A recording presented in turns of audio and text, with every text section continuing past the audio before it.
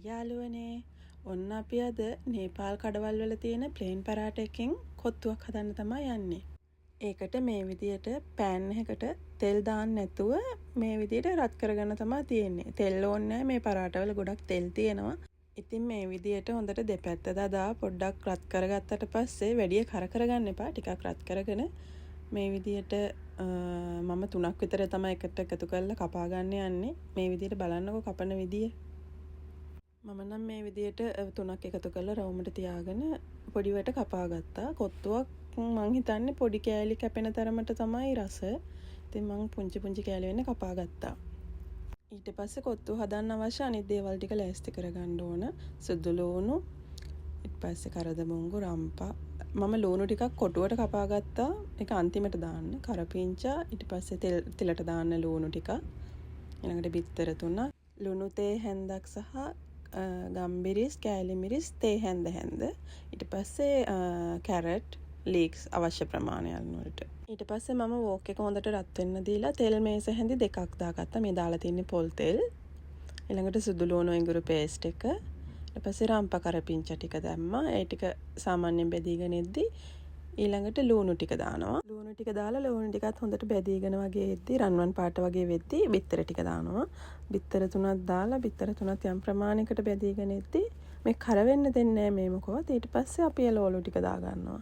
මේ ලීක්ස් ටිකත් මම මේ පාර එකටම දානවා. ටිකක් මේ තද ගතිය තිබ්බ ලීක්ස් හින්දා මම එකටම දැම්මා. නැත්නම් සමහරක් වෙලාවට මම පස්සේ දාන වෙලාවලුත් තියෙනවා. ඊට පස්සේ ගම්බිරිස් ටිකයි කෑලි මිරිස් ටිකයි දා ගන්නවා.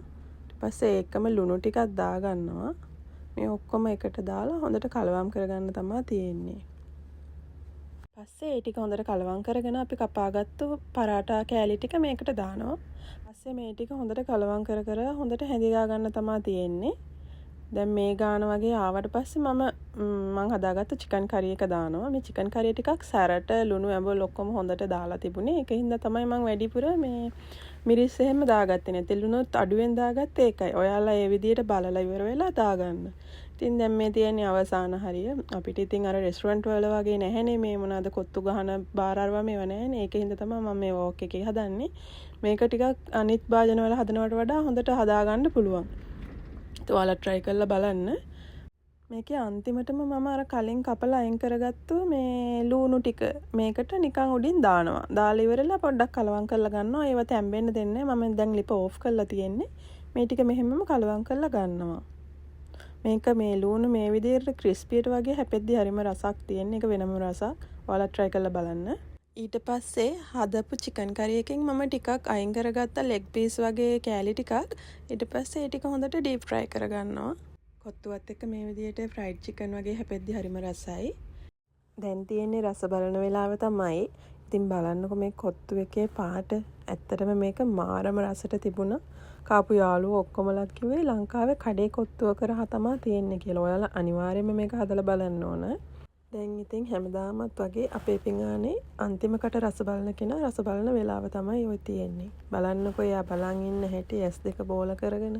එහෙනම් ඔයාලා හැමෝටම සුබ දවසක්ම වේවා.